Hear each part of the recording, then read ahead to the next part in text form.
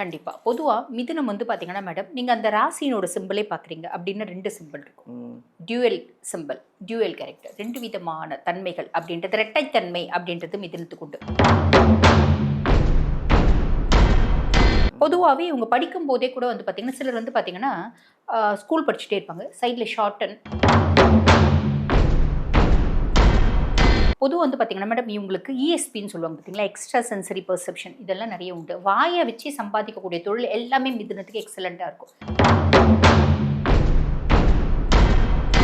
பொதுவா வந்து பார்த்தீங்கன்னா, மிதுனத்த பொறுத்தவரைக்கும் போற போக்குல ஒரு பஞ்சாயத்த கிளியர் பண்ணி விட்டு போயிட்டே இருப்பாங்க.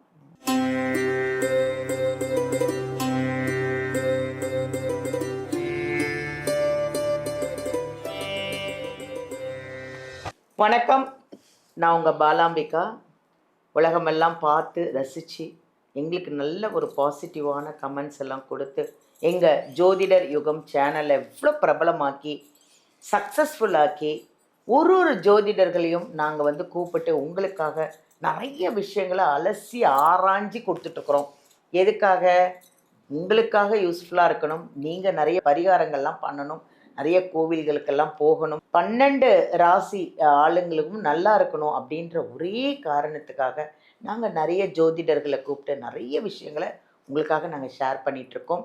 நீங்களும் அதெல்லாம் வந்து எங்களுக்கு கமெண்ட் கொடுக்கும்போது நீங்கள் சொன்ன பரிகாரத்தை நாங்கள் ஃபாலோ பண்ணோம், நல்லாயிருக்கோம், சந்தோஷமாக இருக்கும் அப்படின்னு நீங்கள் ஒரு பாசிட்டிவாக கொடுக்குறீங்க பெர் கமெண்ட்டை. அதுதாங்க எங்களுடைய சக்ஸஸ்ஃபுல்கான ஒரு காரணம். இன்னைக்கு ஒரு அருமையான ஒரு டைட்டிலோட அருமையான ஒரு ஜோதிடரோட அழகான ஒரு ஜோதிடரை நம்ம சந்திக்க போகிறோம். யார் அப்படின்னா, ஒரு அழகாக பிரகாசமாக ஒரு என்ன சொல்கிறது, அவங்களுக்கு நிறைய ஃபேன்ஸ் இருக்காங்க. ஒரு அழகான முகம், அழகான 12 ராசிக்கும் உங்களுக்கு ஒரு பாசிட்டிவான விஷயங்களை கொண்டு வந்துட்டுருக்காங்க. நம்ம டாக்டர் தீபா அருளாளன் அவர்களை தான் நம்ம சந்திக்க போகிறோம். இன்றைக்கி என்ன டைட்டில் அப்படின்னா, பிரம்மன் எழுதிய விதி. புதுசாக இருக்கு இல்லைங்க? எனக்கே அது புதுசாக தான் இருக்குது. பிரம்மன் எழுதிய விதி என்ன தான் இருக்கும் அந்த 12 ராசிக்கும் அப்படின்னு நம்ம டாக்டர் தீபா அருளாளனை கேட்டு தெரிஞ்சுக்கலாமா? வாங்க அவங்கள சந்திப்போம். வணக்கம் மேம். வணக்கம். நான் சொன்னேன்னா பிரகாசமாக அழகாக ஜிகி ஜிக்கின்னு இருக்கீங்க மேம். ஜிகி ஜிக்கின்னு இருக்கீங்க.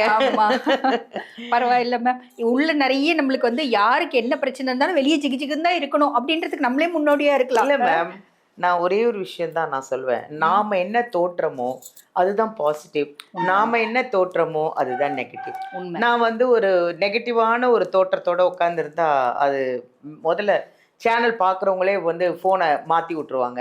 நம்ம இவ்வளோ அழகாக இந்த மூக்குத்தியெல்லாம் போட்டு நீங்கள் அப்படி ஜொலி ஜொலின்னு உட்காந்துக்கிட்டு இப்படிலாம் உட்காந்தாதான் சேனலை நம்மளை ரசிப்பாங்க அப்படின்றது என்னோட கான்செப்ட். இல்லை மேடம், நம்ம என்ன சொல்ல வரோம் அப்படின்னு அட்லீஸ்ட் ஒரு செகண்ட் காது கொடுத்தாவது கேட்பாங்க. அது உண்மை. அதுக்கும் மேல மேடம், ஒவ்வொரு லேடிஸும் வந்து பாத்தீங்கன்னா அவங்க அழகா தான் இருக்கணும். பொதுவாவே பெண்கள்னாலே அழகு இல்லைங்களா? பெண்கள்னாலே மகாலட்சுமியோட ஸ்வரூபம். அப்ப நம்ம எப்பயுமே லட்சுமிகரமா இருக்கிறது தானே மேடம் நல்லது இல்லைங்களா? மனோரமா சொல்லுவாங்க மேம். ஓ, நீங்க பழைய நடிகை மனோரமா தெரியுங்களா? அவங்க அப்படிதான் சொல்லுவாங்க. அழகா இருக்கணும். அதுவும் இல்லாம ஏஜ் சொல்லக்கூடாது, பெண்களோட ஏஜ் நம்ம சொல்லிக்க கூடாதுன்னு சொல்லுவாங்க. அதே மாதிரி நான் அந்த நடிகன் படம் ஆக்ட் பண்ணும்போது ஆண்டின்னு சொன்னதே அவங்க ரொம்ப நாள் 2 நாள் என்கிட்ட ஷூட்டிங் ஸ்பாட்ல பேசவே இல்லை.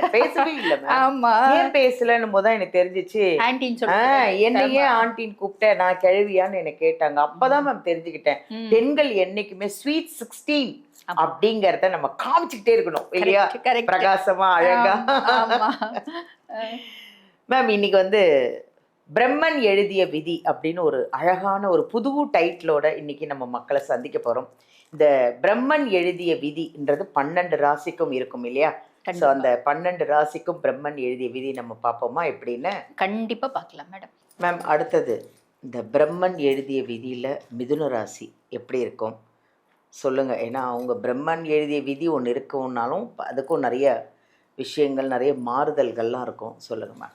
கண்டிப்பாக. பொதுவாக மிதுனம் வந்து பார்த்தீங்கன்னா மேடம், நீங்கள் அந்த ராசியினோட சிம்பிளே பார்க்குறீங்க அப்படின்னா 2 சிம்பிள் இருக்கும். Dual simple, dual character. 2 விதமான தன்மைகள் அப்படின்றது இரட்டைத்தன்மை அப்படின்றது மிதுனத்துக்கு உண்டு. பாசிட்டிவும் உண்டு, நெகட்டிவும் உண்டு. கம்யூனிகேஷனுக்கே ஒரு ராசி அப்படின்னா மிதுனம் தான். காலபுருஷனுக்கே 3ஆம் பாவம். அப்போ கம்யூனிகேஷனுக்குனே ஒரு ராசி அப்படின்னா எக்ஸலண்ட்டாக பேசுவாங்க மேடம்.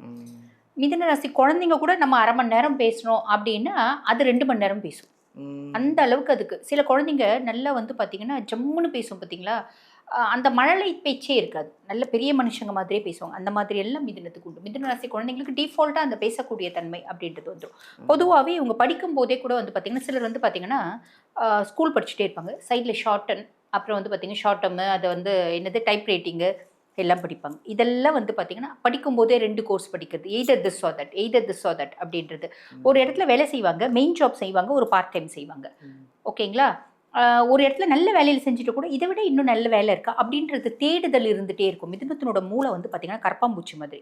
கரப்பாம்பூச்சி ராத்திரி ஃபுல்லும் தூங்காது. ராத்திரி ஃபுல்லும் தூங்காது, சுற்றிட்டே இருக்கும் பார்த்தீங்களா, அதுக்குனால தான் அதுக்கு நாக்டர்னல் இன்செக்ட் அப்படின்ற பேரே. அந்த மாதிரி உங்களோட மைண்ட் வந்து எப்பயுமே தூங்காது. அதாவது எதையாவது ஒன்றுத்தை அலசி ஆராய்ஞ்சிட்டே இருக்கும் அப்படின்னு சொல்லலாம். மிதுனத்தோட புத்திசாலித்தனத்தை பற்றி சொல்லணும் அப்படின்னா மேடம், இப்போ நான் ஒரு விஷயத்த உங்ககிட்ட சொல்கிறேன்னா, அப்படியாக்கா இந்த மாதிரி நடந்துச்சாக்கா, அடடா தெரியவே தெரியாதேக்கா அப்படிம்பாங்க. அதே விஷயத்த நீங்கள் சொல்கிறீங்க அப்படின்னு, அப்படியாக்கா அந்த மாதிரி நடந்துச்சாக்கா, தெரியவே தெரியாதேக்கா அப்படிம்பாங்க. ஒரே விஷயத்த 10 பேர் சொன்னாலும் அந்த விஷயம் எதுவுமே எனக்கு தெரியாதுன்ற மாதிரியே தெரிஞ்சாலும் தெரியாத மாதிரி இருப்பாங்கன்னு நினைக்கிறேன். தெரியும் மேடம், தெரிஞ்சாலும் தெரியாத மாதிரி இருப்பாங்க. ஏன்னா ஆமாம்மா எனக்கு தெரியும் அப்படின்னு சொன்னால் அவள் போயிட்டு வார்த்தைகள் வந்து பார்த்தீங்கன்னா மாறுபடும். இப்போ நான் உங்ககிட்ட ஒரு வார்த்தை சொல்லும்போது நீங்கள் அதை நான் சொன்ன ஆங்கிள்லேயே சொன்ன மாடுலேஷன்லேயே சொல்லுவீங்களா? சொல்ல மாட்டேன். அர்த்தம் மாறிடும். அர்த்தம் அனர்த்தமாக மாறும். நான் என்னத்துக்கு வார்த்தையை கொடுத்து வாங்கி கட்டிக்கணும்? நான் வந்து எனக்கு தெரியுன்ற இதுவே இல்லை. ஆமாம், நாளைக்கு எதாவது பிரச்சனை வந்தால் கூட அப்படியா அந்த அக்கா சொன்னாங்களே, எனக்கு சரியா ஞாபகம் இல்லை. இப்படின்லாம் சில கேப் மாரிங்க இருக்கும் பார்த்தீங்களா, அந்த மாதிரி பக்கா கேப் மாரிங்க இந்த மிதுனம் அப்படின்னு சொல்லலாம். எக்ஸ்ட்ராடினரி புத்திசாலித்தனம். என்ன புத்திசாலித்தனமா இருந்தாலும் என்னை விட புத்திசாலி உலகத்துல இருப்பான்ல, அந்த வாழ்க்கையில எனக்கு ஈசம் உணர்த்துவா அப்படின்னு சொல்லலாம். நான் பயங்கர புத்திசாலி தான், நல்லா பேசுவேன், நல்ல புத்திசாலித்தனம் உண்டு, எல்லாம் உண்டு. நான் போய் வாக்கப்படுற வீடு எப்படி இருக்கோ அப்படின்னு என்னை விட பெரிய புத்திசாலி வீடாக இருக்கும். என்னோட புத்திசாலித்தனம் ஏதோ ஒரு வார்த்தை சொல்லுவேன் பார்த்தீங்களா, பெருசாக பருப்பு வேகலப்பா அப்படின்னு, அந்த மாதிரி என்னோட புத்திசாலித்தனம் எடுப்படாது அங்கே அப்படின்றது உண்மை. சரி, பொதுவாக வந்து பார்த்தீங்கன்னா மேடம், இவங்களுக்கு இஎஸ்பின்னு சொல்லுவாங்க பார்த்தீங்களா, எக்ஸ்ட்ரா சென்சரி பெர்செப்ஷன், இதெல்லாம் நிறைய உண்டு. வாயை வச்சு சம்பாதிக்கக்கூடிய தொழில் எல்லாமே மிதுனத்துக்கு எக்ஸலண்ட்டாக இருக்கும். என்னோட பேச்சு தான் என்னோட மூலதனம், என்னோட புத்திசாலித்தனம் தான் என்னோட முதலீடு. இதுதான் மிதுனம் அப்படின்னு சொல்லலாம். பொதுவாக இன்ப தத்துவ ராசி, காம தத்துவ ராசி அப்படின்னு சொல்லுவோம் மேடம். எனக்கு ஹாப்பினஸ் ப்ரையாரிட்டி. நான் 4 பேர் கூட பழகுறேன், நான் 4 பேர் கூட இல்லை 400 பேர் கூட பழகுவேன். பெருசாக என் மைண்டில் போட்டு நான் எதையுமே ஃபிக்ஸ் பண்ணிக்க மாட்டேன். எப்பயுமே புத்தி சொல்கிற பேச்சை கேட்குறவங்க மிதுனம், எப்பயுமே மனசு சொல்கிற பேச்சை கேட்குறவங்க ரிஷபம் அப்படின்லாம். ஸோ இவங்களுக்கு அந்த புத்திசாலித்தனம் அப்படின்றது எல்லா நேரத்துலையும் இவங்க புத்திசாலிங்க அப்படின்றத அவங்க மேனிஃபெஸ்ட் பண்ணிகிட்டே இருப்பாங்க. பொதுவாக புதனோட ஒரு ராசி அப்படின்றதுனால மேடம், இந்த மிடில் மேன் வேலை, சேல்ஸு, மார்க்கெட்டிங்கு, அட்வொகேட்ஸு, இந்த கவுன்சிலர்ஸு, சைக்காட்ரிஸ்ட், இந்த மாதிரி மற்றவங்களுக்கு ஆலோசனை கொடுக்கக்கூடிய எல்லா தொழிலும் இவங்களுக்கு பொருந்தும். க்ரியேட்டிவிட்டி, இயல், இசை, நாடகம், மீடியா, இதெல்லாமே பொருந்தும். காற்று தத்துவ ராசி மேடம். அப்போ வந்து பார்த்திங்கன்னா புயல் மாதிரி இருப்பாங்க, தென்றல் மாதிரி இருப்பாங்க, நிசப்தமாகவும் இருப்பாங்க. 3 விதமான கேரக்டர்ஸும் காற்று எப்படி மேனிஃபெஸ்ட் ஆகுது அந்த மாதிரி மேனிஃபெஸ்ட் பண்ணுவாங்க அப்படின்னு சொல்லலாம். சரி, பொதுவாக வந்து பார்த்திங்கன்னா மிதுனத்தை பொறுத்த வரைக்கும் போகிற போக்கில் ஒரு பஞ்சாயத்தை கிளியர் பண்ணி விட்டு போயிட்டே இருப்பாங்க. இந்த சூர்யா சார் படம் ஒன்று இருக்குது பார்த்தீங்களா, வேலு நீ எப்பயுமே வந்து கையை நீட்டிடாத, வாசி எவ்வளோ பெரிய பிரச்சனையாக இருந்தாலும் பேசியே சமாளிச்சுடுவான், தயவு செஞ்சு கையை நீட்டிடாத அப்படின்னு Charlie sir 2 double action Suriya படத்தில் சொல்லுவாங்க பார்த்தீங்களா. அந்த மாதிரி தான் எதுவாக இருந்தாலும் பேசியே சமாளிச்சுடுவாங்க மிதுனம் அப்படின்னு சொல்லலாம். சரி, இவங்க லவ் பண்ணுவாங்களா? சாலிடாக லவ் பண்ணுவாங்க. லவ் பண்ணும்போது ஒரு பிள்ளைய பார்க்குறாங்க அப்படின்னு, இப்போ மிதுனராசி பையனே வச்சுக்கோங்களேன், ஒரு பொண்ணை பார்க்குறான்னா என்ன பார்த்தா பிடிக்கும்? பொண்ணு புத்திசாலியாக இருக்கணும். ஒரு இன்டர் காலேஜ் காம்படிஷன்லாம் போகிறாங்க, ஒரு பொண்ணு வந்து எக்ஸலண்ட்டாக ஒரு ஸ்பீச்சை கொடுக்குது, அங்கே மிதுனம் வாங்கிடும். அப்போ உங்களுக்கு தோணும், அடடா புத்திசாலி மட்டும், அதாவது புத்திசாலித்தனம் மட்டும் இருந்தால் போதும் மிதுனத்துக்கு அப்படின்னு தானே நினைக்கிறீங்க?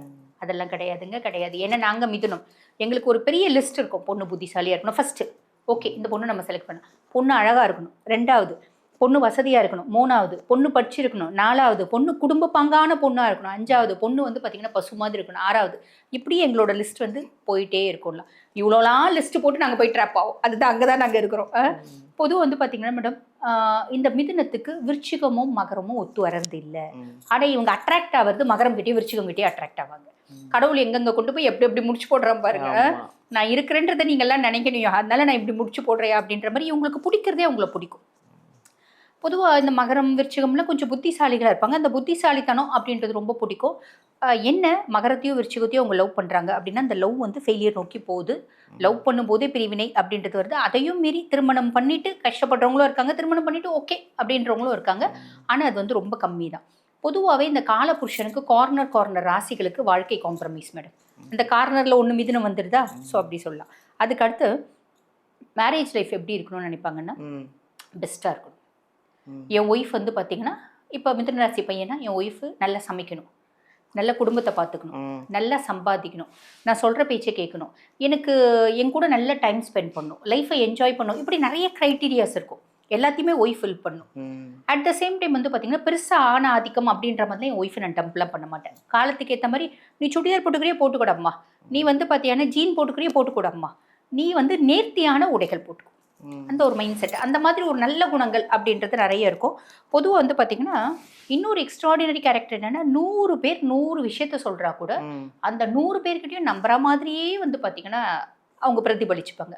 அப்படியாக்கா, ஓகே ஓகே, அப்படியாக்கா, ஆ அப்படின்ற மாதிரி என்ன சொன்னாலும் கேட்டுப்பாங்க. இதெல்லாம் மிதுனத்தினோட ஒரு சூப்பர் டூப்பர் கேரக்டர் அப்படின்னு சொல்லலாம் மேடம். இந்த பிரம்மன் எழுதிய விதியில் மிதுன ராசியில் அவங்க இதை செஞ்சால் நல்லா இருக்கும், அவங்களுக்கு பிரச்சனை இருக்காது அப்படின்னா என்ன பண்ணலாம்? பொதுவாக வந்து பார்த்தீங்கன்னா மேடம் மிதுனம் இவங்க வந்து புதனோட ராசியில் பிறந்துட்டாங்க அப்படின்னாலே இவங்க செய்ய வேண்டியது என்ன அப்படின்னா பயிர் இருக்குது பார்த்தீங்களா, அந்த பயிர் தானமாக கொடுக்கலாம். பச்சை பயிர் இவங்க தானமாக கொடுக்கலாம்.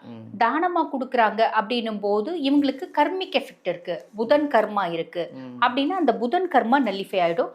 ஓரளவுக்கு ஒரு ஹாப்பி லைஃப் அப்படின்றத வாழ்ந்துட முடியும். எளிய வாழ்வியல் பரிகாரம் அப்படின்னு சொல்லிக்கலாம் மேடம். தேங்க்யூ. தேங்க்யூ. நல்ல அருமையான பதிவு மிதுன ராசிக்கு. அவங்க சொன்ன பரிகாரத்தை கரெக்டாக ஃபுல் வீடியோ பார்த்து அதை ஃபாலோ பண்ணுங்கள். ஏன்னா பிரம்மன் எழுதிய விதி எதா வேணா இருக்கலாம், ஆனால் இதெல்லாம் பண்ணால் அந்த விதியேருந்து மதியால் வெல்லலாம் அப்படிங்கிற ஒரு பழமொழியை நம்மளும் காட்டுவோமா? ஓகே, வீடியோலேருந்து நம்பர் எடுங்க. உங்களுக்கு ஏதாவது டவுட் இருந்தாலோ இல்லை ஜாதகம் பார்க்கணுன்னா மேமை காண்டாக்ட் பண்ணிக்கோங்க. நன்றி.